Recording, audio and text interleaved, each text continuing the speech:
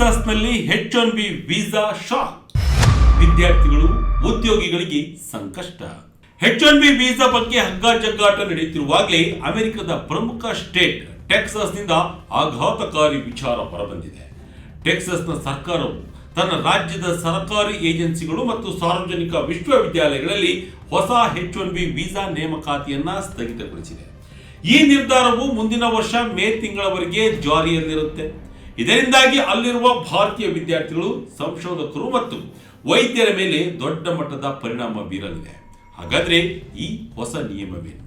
ಯಾರಿಗೆಲ್ಲ ಇದು ಅನ್ವಯಿಸುತ್ತದೆ? ಖಾಸಗಿ ಕಂಪನಿಗಳಲ್ಲಿ ಕೆಲಸ ಮಾಡುವವರಿಗೆ ಇದರ ಎಫೆಕ್ಟ್ ಆಗುತ್ತಾ? ಈ ಎಲ್ಲದರ ಬಗ್ಗೆ ವಿವರ ಈ ವಿಡಿಯೋದಲ್ಲಿದೆ. ಇದು ವಿಜಯ ಕರ್ನಾಟಕ ಇಂಟರ್ನ್ಯಾಷನಲ್ ಯೂಟ್ಯೂಬ್ ಚಾನಲ್. ನಾನು ನಿಮ್ಮ ಶಂಕರ್ನ ಹೆತ್ತು. ಟೆಕ್ಸಾಸ್ ಗವರ್ನರ್ ಹೊಸ ಆದೇಶ. ಸರ್ಕಾರಿ ಕೆಲಸಗಳಲ್ಲಿ H1Bಗೆ ಬ್ರೇಕ್. ಟೆಕ್ಸಾಸ್ನ ಗವರ್ನರ್ ಗ್ರೆಗ್ ಅಬಾಟ್ H1B ಬಗ್ಗೆ ಈ ಆದೇಶ ಹೊರಡಿಸಿದ್ದಾರೆ. ಇದರ ಪ್ರಕಾರ ಟೆಕ್ಸಾಸ್ನ ಎಲ್ಲಾ ಸರ್ಕಾರಿ ಏಜೆನ್ಸಿಗಳು ಮತ್ತು ಸಾರ್ವಜನಿಕ ವಿಶ್ವವಿದ್ಯಾಲಯಗಳು ಹೊಸ H1B ಅರ್ಜಿಗಳನ್ನು ಸಲ್ಲಿಸುವುದನ್ನು ತಕ್ಷಣವೇ ನಿಲ್ಲಿಸಬೇಕು. ಒಂದು ವೇಳೆ ಯಾರಾದರೂ ಸಂಸ್ಥೆಗೆ ಅನಿವಾರ್ಯವಾಗಿ ವಿದೇಶಿ ನೌಕರರ ಅಗತ್ಯವಿದ್ದರೆ ಅವರು ಟೆಕ್ಸಾಸ್ ವರ್ಕ್ ಫೋರ್ಸ್ ಕಮಿಷನ್ನಿಂದ ಲಿಖಿತ ಅನುಮತಿಯನ್ನ ಪಡೆಯಬೇಕಾಗುತ್ತದೆ. ಈ ನಿರ್ಬಂಧವು 2022 ಮೇ 31ರವರೆಗೆ ಜಾರಿಯಲ್ಲಿರುತ್ತದೆ. ಇಲ್ಲಿ ಗಮನಿಸಬೇಕಾದ ಅಂಶವೆಂದರೆ, ಈಗಾಗಲೇ ಅಲ್ಲಿ H1B ವೀಸಾದಲ್ಲಿ ಕೆಲಸ ಮಾಡುತ್ತಿರುವವರನ್ನ ಕೆಲಸ ಬಿಟ್ಟು ಹೋಗೋಕೆ ಹೇಳ್ತಿಲ್ಲ. ಹಾಗೆ ಸದ್ಯಕ್ಕೆ ಅವರ ವೀಸಾ ಮೇಲೆ ಯಾವುದೇ ಪರಿಣಾಮವೂ ಬೀರೋದಿಲ್ಲ. ಬದಲಾಗಿ ಹೊಸದಾಗಿ ಕೆಲಸಕ್ಕೆ ಸೇರುವವರಿಗೆ ಅಥವಾ ಹೊಸದಾಗಿ ಸ್ಪಾನ್ಸರ್ ಮಾಡಬೇಕಾದವರಿಗೆ ಮಾತ್ರ ಈ ತಡೆ ಅನ್ವಯಿಸುತ್ತೆ. ಜೊತೆಗೆ ಈಗ ಕೆಲಸ ಮಾಡುತ್ತಿರುವ H1B ನೌಕರರ ಬಗ್ಗೆ ಸರ್ಕಾರವು ವಿವರವಾದ ವರದಿಯನ್ನು ಕೇಳಿದೆ. ಅವರು ಯಾವ ದೇಶದವರು, ಅವರ ಕೆಲಸ ಏನು, ಜೊತೆಗೆ ವೀಸಾ ಯಾವಾಗ ಮುಕ್ತಾಯವಾಗುತ್ತೆ, ಈ ಎಲ್ಲ ಮಾಹಿತಿಯನ್ನು ಪಡೆದು ಕಟ್ಟುನಿಟ್ಟಿನ ನಿಗಾ ಇಡಲಾಗುತ್ತಿದೆ. ಇಡೀ ಅಮೆರಿಕದಲ್ಲಿ H1B ವೀಸಾವನ್ನು ಅತಿ ಹೆಚ್ಚು ಬಳಸಿಕೊಳ್ಳುವವರು ಭಾರತೀಯರು. ಅದರಲ್ಲೂ ಟೆಕ್ಸಾಸ್ನಲ್ಲಿ ಭಾರತೀಯ ವಿದ್ಯಾರ್ಥಿಗಳು ಮತ್ತು ವೃತ್ತಿಪರರ ಸಂಖ್ಯೆ ಬಹಳ ದೊಡ್ಡದಿದೆ. ಹಾಗಾಗಿ ಈ ನಿರ್ಧಾರದ ಹೊಡೆತ ಭಾರತೀಯರ ಮೇಲೂ ಪ್ರಭಾವ ಬೀರುತ್ತೆ. ಟೆಕ್ಸಾಸ್ನ ಹೆಸರಾಂತ ಸಾರ್ವಜನಿಕ ವಿಶ್ವವಿದ್ಯಾಲಯಗಳಾದ ಯೂನಿವರ್ಸಿಟಿ ಆಫ್ ಟೆಕ್ಸಾಸ್ಗೆ ಸೇರಲು ಕಾಯ್ತಾ ಇದ್ದ ಭಾರತೀಯ ಪ್ರೊಫೆಸರ್ಗಳು ಮತ್ತು ಸಂಶೋಧಕರಿಗೆ ಈಗ ಬಹಳಷ್ಟು ಅವಕಾಶಗಳು ಮುಚ್ಚಿದಂತಾಗಿದೆ.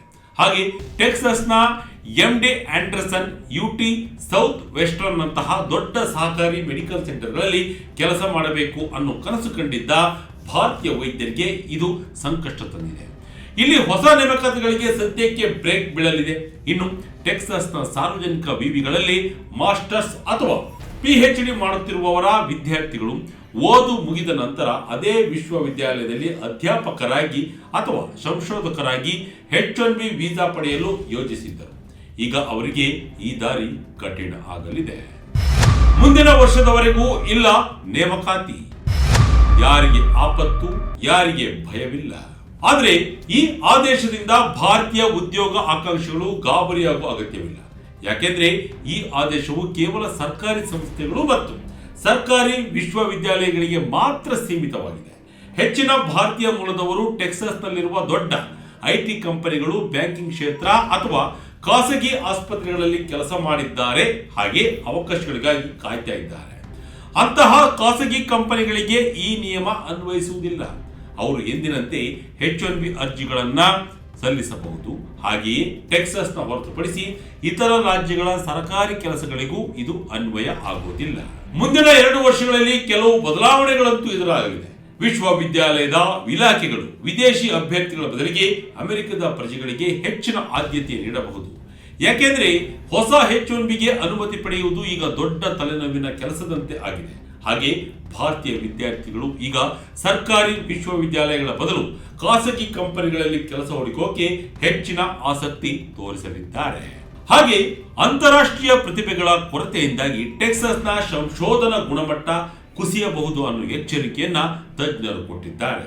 ಮುಂದೆಯೂ ಈ ಆದೇಶವು ಮುಂದುವರಿದರೆ ಅಥವಾ ವಿಸ್ತರಣೆಯಾದರೆ ಭಾರತೀಯ ವಿದ್ಯಾರ್ಥಿಗಳು ಟೆಕ್ಸಾಸ್ಗಿಂತ ಕ್ಯಾಲಿಫೋರ್ನಿಯಾ ಅಥವಾ ನ್ಯೂಯಾರ್ಕ್ನಂತಹ ವಿದೇಶಿ ಸ್ನೇಹಿ ಸ್ಟೇಟ್ಗಳನ್ನು ಆಯ್ಕೆ ಮಾಡಿಕೊಳ್ಳಬಹುದು.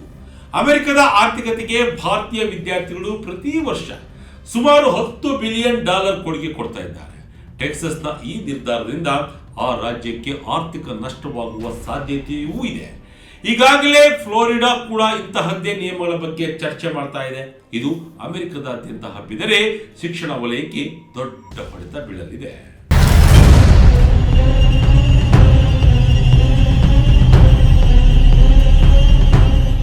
ನೀವು ಈಗಾಗಲೇ ಟೆಕ್ಸಾಸ್ನ ಸಾರ್ವಜನಿಕ ವಿಶ್ವವಿದ್ಯಾಲಯದಲ್ಲಿದ್ದರೆ ಖಾಸಗಿ ವಲಯದ ಉದ್ಯೋಗಗಳತ್ತ ಗಮನ ಹರಿಸುವುದು ಈಗಿನ ಸಂದರ್ಭದಲ್ಲಿ ಜಾಣತನ. ಫೆಡರಲ್ ಸರ್ಕಾರ ಕೂಡ ಈಗ ಅರ್ಜಿ ಶುಲ್ಕವನ್ನು ಹೆಚ್ಚಿಸಿದೆ ಮತ್ತು ಹೆಚ್ಚಿನ ಸಂಬಳವಿರುವ ಉದ್ಯೋಗಗಳಿಗೆ ಆದ್ಯತೆ ನೀಡುತ್ತಿದೆ. ಇವೆಲ್ಲವುಗಳ ನಡುವೆ ನಿಮ್ಮ ತಯಾರಿ ಮತ್ತು ಕೌಶಲಗಳು ಮಾತ್ರ ನಿಮ್ಮನ್ನ ಅವಕಾಶಗಳ ಕಡೆಗೆ ಕೊಂಡೊಯ್ಯಬಲ್ಲವು. ಈ ನಿರ್ಧಾರದ ಬಗ್ಗೆ ನಿಮ್ಮ ಅಭಿಪ್ರಾಯವನ್ನು ಕಮೆಂಟ್ ಮಾಡಿ ನಮಗೆ ತಿಳಿಸಿ. ಇದಾಗಿತ್ತು ಈ ಕ್ಷಣದ ಇಂಟ್ರೆಸ್ಟಿಂಗ್ ಸ್ಟೋರಿ. ಇದೇ ರೀತಿ ಸ್ಟೋರಿಗಾಗಿ Vijaya Karnataka international YouTube channel, Facebook channel follow ಮಾಡ್ತಾ ಇರಿ. ಧನ್ಯವಾದಗಳು.